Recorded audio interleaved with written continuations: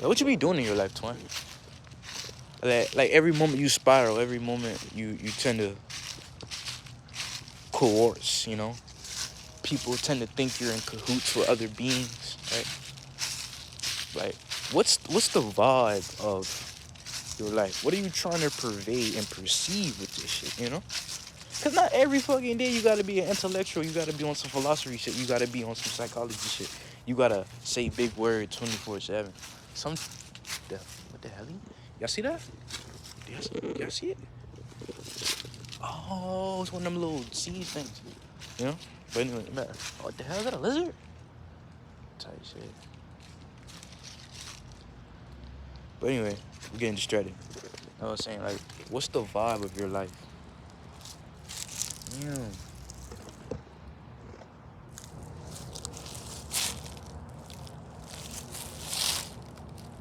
Well, I gotta bring a chair.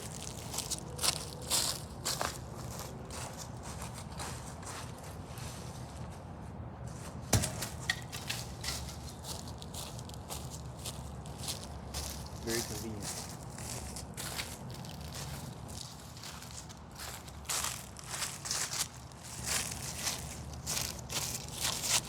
Let's talk. Damn, this seems kind of dangerous.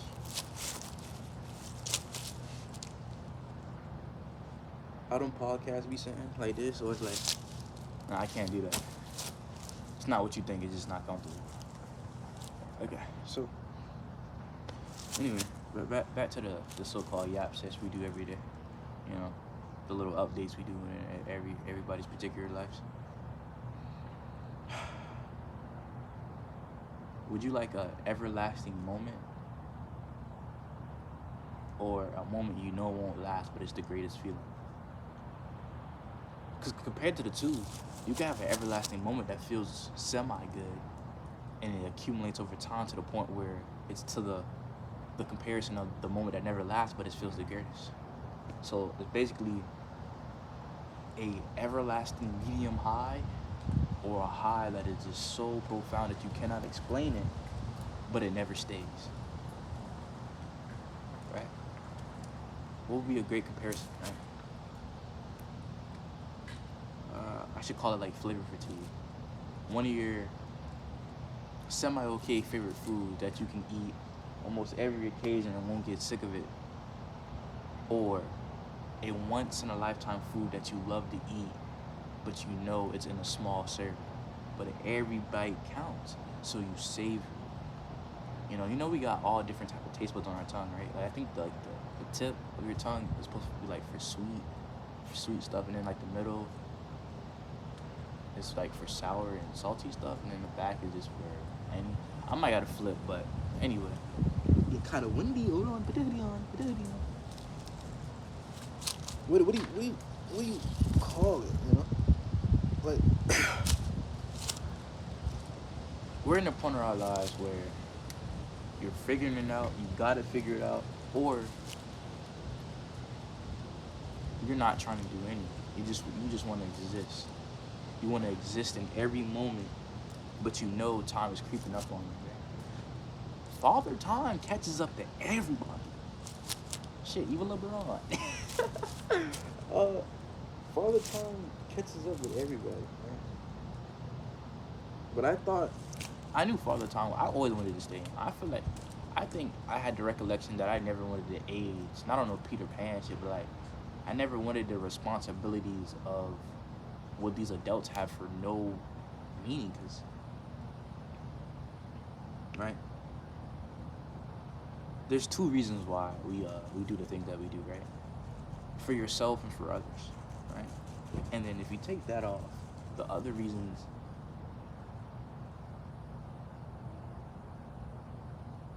is to live, right? The other reason is to live or survive, same thing, right? But to live is to enjoy your so-called thing, so you don't have famine and starvation, famishin, and all that, right? So it's either you're living or you're just surviving, right? And survival is the main, not prerogative, but the main thing we are here to do, right? Because you you can also say that the sensitivity of others can also hold your opinion to shackles. Like, you can have the opinion that we are here to procreate and do things like that, but then somebody will hit you with a counter argument of, so you just see us as tools of creation and nothing else, right? But even with that, right,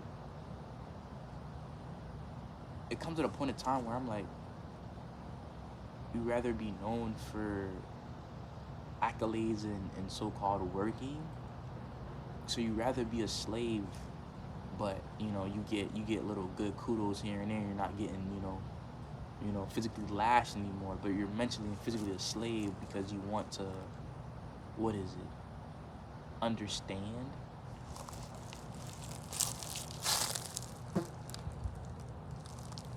There was a wasp or some shit on it. I thought it was a fly. But so people can understand that you did something greater. But that's your life, though. You can't. Not everybody's life is something that you want, right? So we all have different needs. We all have different wants. But the root of it all was to live an experience. So you're experiencing, and you're trying not to hold yourself in contempt, and you're not trying to settle for anything lesser than what you think you deserve. But even with that, I don't understand. You may not like somebody's opinion of, we're here to experience and live and create, but it seems like you take the negative out the what the fuck was that? Bro, anyway, you take the negative out with you take the negative out the statement that a being must say, right? And you be like, oh, you see me as a tool, you see me as this, that, and the third, and you think we're only here to create. Right? And even with that, right? I feel like, I hate saying I feel, because I feel like every goddamn wannabe philosopher or man with a great mind on the internet says I feel. So you won't discourage anybody, you won't hurt them. It's like fence sitting, these lukewarm type of process. I know that's more confident, more egotistical, but I know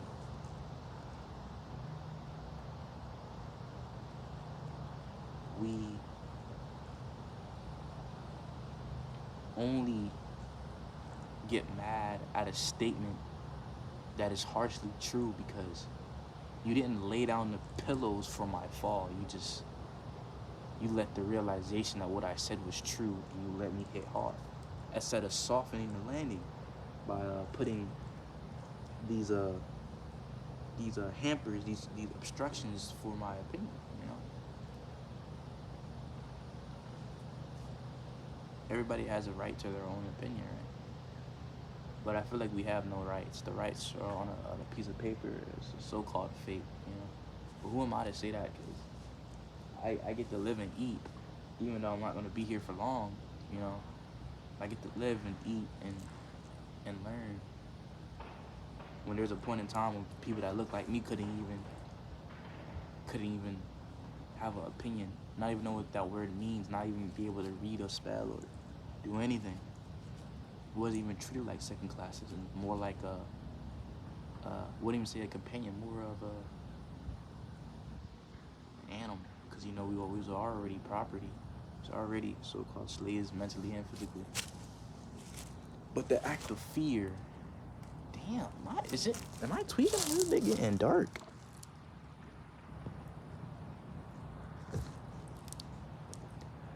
Okay, anyway, but the act of fear is what hold us for so long. The mental captivity of knowing that we could be hurt or even killed was holding us to a different way of gratitude, right? So we didn't marginalize things of what we were or what we could be. We were more of thinking of the process of, if we do this, the retaliation would be 10 times over. So the fear of knowing you would be hurt But being hurt less was the only thing that kept you in check. That's why we still use beating as a point of discipline, right? We use violence as a way of correction. Don't get me wrong; it's a great mediator until it becomes a way of self-delegation and self-regulation to the point where people tend to do it on themselves to so-called heal. And I think that the so-called discipline of violence and pain, instead of saying, well, I hurt my child because he wasn't listening, or I choked my child, I punched my child, I slapped my child because he was misbehaving, they say discipline. But don't get me wrong, discipline is needed, right? Violence is needed to understand, to get, hands and feet. As I said, fighting speaks a different language than what words can do. Especially in a black household, you always know, I'm never going to be on the offense and shit, like, you should never hit your child, you should never do that. Because, violence is the most primeval thing. It's the most primitive thing. It's endeared in our heads to, well, retaliation is the closest thing to get to correction, so I might as well hit this child with enough force to understand he should not do that again, But you see, as the child gets older, they tend to get more bars. They tend to, smell themselves. They tend to get more fresh. So I think the more violence I endure and the more pain I inflict on this child or this being will get my point across. Rather than mental discipline, I'd rather do physical discipline, because talking to my child is not enough. Because they see as, if I talk to my child, shit. Hey.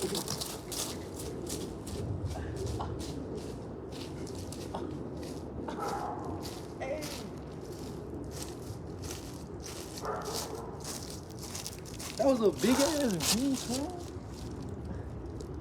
Damn, my black side came out of me. That was a big ass bee. Anyway, bees don't even hurt you, but like, my black side came out, all my intelligence just went away. Damn, that nigga was hella close for no reason. But anyway, back to what we were talking about. Shit, what the fuck, bro? That shit got me feeling itchy now. What the hell? Yeah, but they what was it? We was already doing talk too much. But I think it's the endearment part. They think that talking to my child is a white person thing, or it's a show of weakness. It makes them, how you think? Oh, here it is. I gotta say it in the black language. You think I'm a bitch, don't you? You think I'm a bitch. That's what it is. It's the impactment of the fear of knowing that your child might not take you serious if you talk to them 24/7, and they think inflicting pain is the only way to discourage them to doing something that is juvenile. There it is, juvenile. Right? But pain is almost in every aspect of living. Pain of reading, pain and playing football, pain in any sport, pain in discovering, pain in searching. It's pain. There's only two types of pain, but there's subdivisions, subgenres of those pain. There's physical pain and mental pain. And you have emotional pain, another subgenre of mental pain. Internalized pain of who you are, a subdivision of emotional and mental pain. Now, physical pain is internal pain, organ pain, brain pain.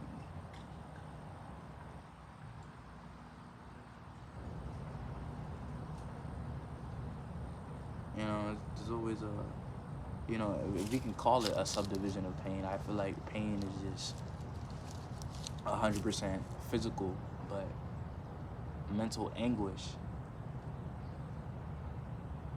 Sometimes people say mental anguish is way worse than physical pain, because they say at a point it just stops and you become numb. But people who say that have never really fully endured the torture of physical pain. I've been tortured before. I've been physically tortured. and having a solidarity and a strong will and a mind. That's, to me, that's bullshit. It might hold off in the movies and the books and here and there, but best believe if you get tortured enough, you start to, your mental starts to crumble, and then if you don't have that, then what do you have? You know, fucking interrogation, right? But I feel like maybe because I'm insane, mental anguish isn't shit. It's not a friend or a foe. It's just something that was always there since I was born. Right?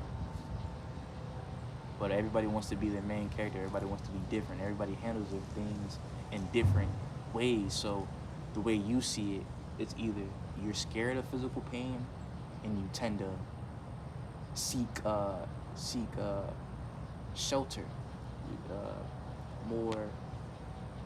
more shield or more vigor of physical pain. So physical pain stops you from learning how to do that new trick, learning how to do a kickflip, learning how to do a backflip, learning how to do anything with your body. Or maybe you didn't want to catch that ball because you're gonna get blindsided and you might become freaking brain dead if you get hit.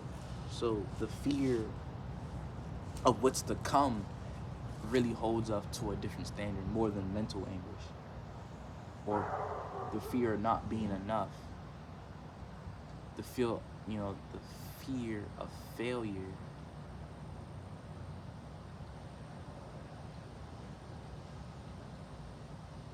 Is what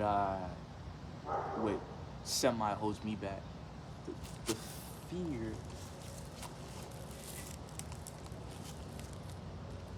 fear, of not knowing what's next holds me back, right? And the fear of not being what I was supposed to be, not being the so-called savior of all, right? And then people have a superhero or a savior complex where their decision-making skills are blinded by them being perceived as a hero, so they make these problems, these so-called situations that they have to save you so they can feel better about themselves, right?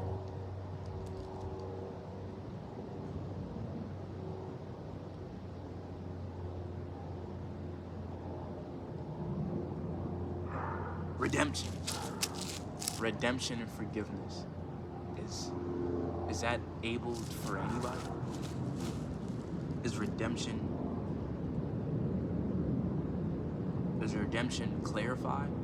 Is redemption able to be whole to a murderer, a rapist, a pedophile, an evilfied, a money launderer, a fraud, scammer? Is redemption and forgiveness,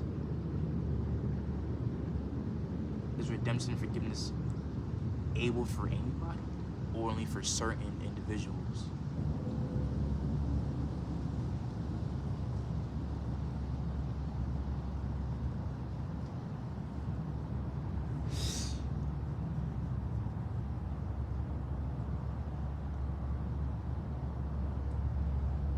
I have internalized battles with my brain almost every day I wake up, even when I can't go to sleep,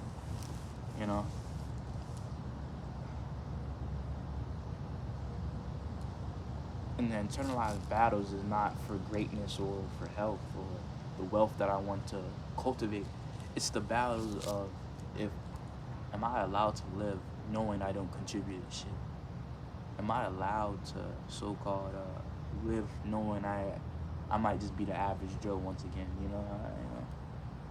I might be suboptimal or above average in some instances, but that starts to fade as the older I get. These little party tricks, learning things, everything that I have so-called cultivated over the years. Does that really mean anything as I get older? Or do you want to be that guy still talking about his high school career, how he had 30 catches, 50 touchdowns, and he was an alumni and all that, right? But you got nothing to show for it. I think it's the instances of, if you don't have anything to show for it, stop talking about it. If you don't have anything to show for it physically, because you can say anything. If you have a good silver tongue, you're more charismatic than the next person. You can say anything and you can make it sound good. I could scam you and tell you it's the betterment for the children. But as long as I make it sound good, you'll believe that shit, right? It's always, you know. And then you got these fucking, excuse my language, but you got these 40-year-olds making podcasts about how they experience life and how you should do this, that, and the third, and those shits, shit. Even the video I'm creating causes separation between two individuals not knowing what I can expel, right? But I see it. I think we've been divided for so long, we don't even know what unification is. We understand the terms of it, the meaning of it, but we haven't seen it fully. The so-called unification, right, was, you know, when I made the Cotton Candy Project, I made a video about it. It wasn't so good. It wasn't a full display of what the Cotton Candy Project was, and I will tell you later what that is. So to speak, I feel like it was me understanding that no matter how many things I created, it won't be enough to show you that I know more than I let on, right? So the lies that I told you, the lies that I hid to show my true being wasn't truly at effect. You know, it's just everything I said was a bunch of words, just a bunch of bullshit and STEM words, you know, at that time. So it never really correlated to anything. But the Cotton Candy Project, I thought it would be way better than what I was before, you know. But back to unification and unity, we don't understand. We can so-called know the definition of things, knowing how to break down every study, you know. You know, I can coach a game but never play a lick of sports, you know. It just, and I think when somebody's in those shoes, they look at you like you're coaching me, but you never stepped foot on this field. You don't know the emotion, the anxiety, the pain that you got to go through when you're on that field. The field of anything, not even just sports, but that's the best correlation I can do since I have no experience, so to speak. But as I say, unification is just, it's gone.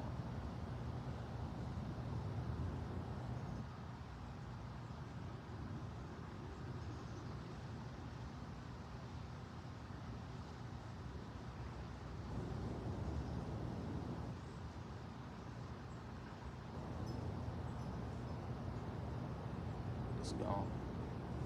The only unification we had, so to speak, was in sports.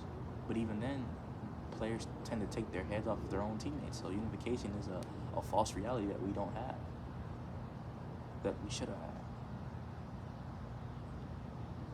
No point in staying unified if there's nothing to see to.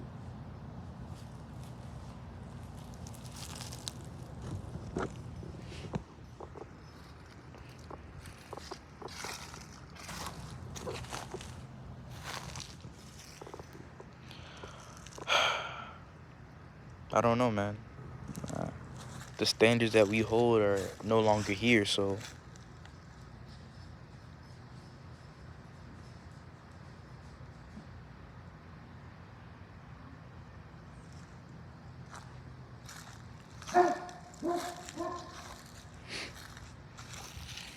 why try to hide it? Why try to hide it?